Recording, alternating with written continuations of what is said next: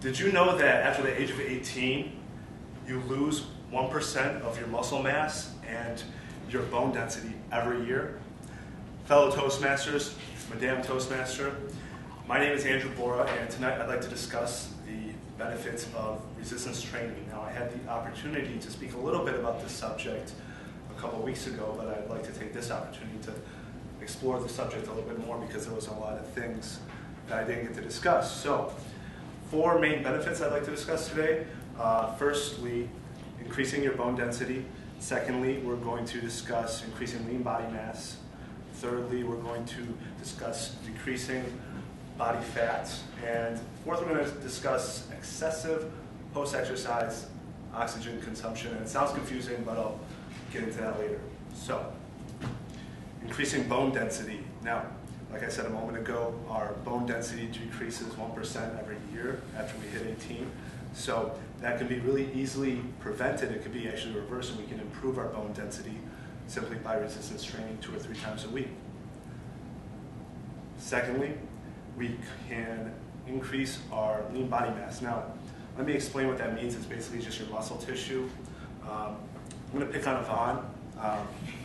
So basically, I think there's a lot of misconceptions about lean body mass. So say Yvonne contacts me and she wants to, say, tone up her arms and her thighs. Not that you need to tone up your arms and your thighs, but so I say, okay, Yvonne, so what are you doing to tone up your your thighs and your arms?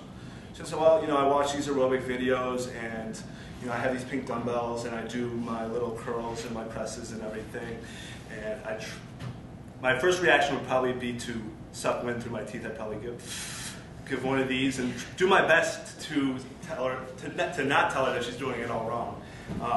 So I would try to explain some of the benefits of using a more moderate amount of weight and using a more intelligent way to plan your workouts. So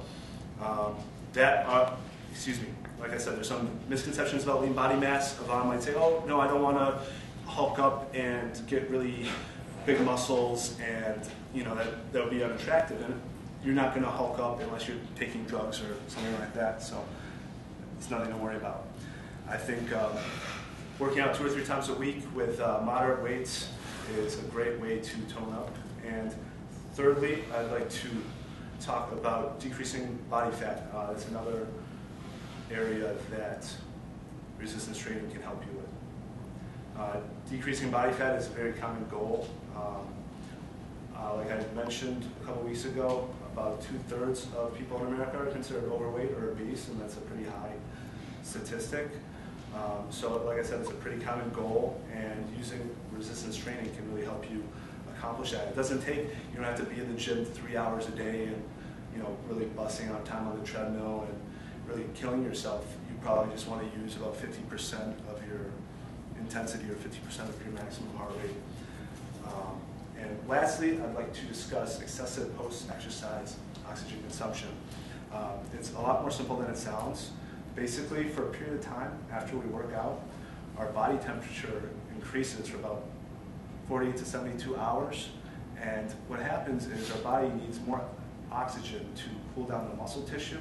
So if you can imagine, after you turn off your car, the engine's going to remain hot for a period of time. Our bodies are the same way. So after we work out, we're burning more calories than before we work out. So that's excessive post-exercise oxygen.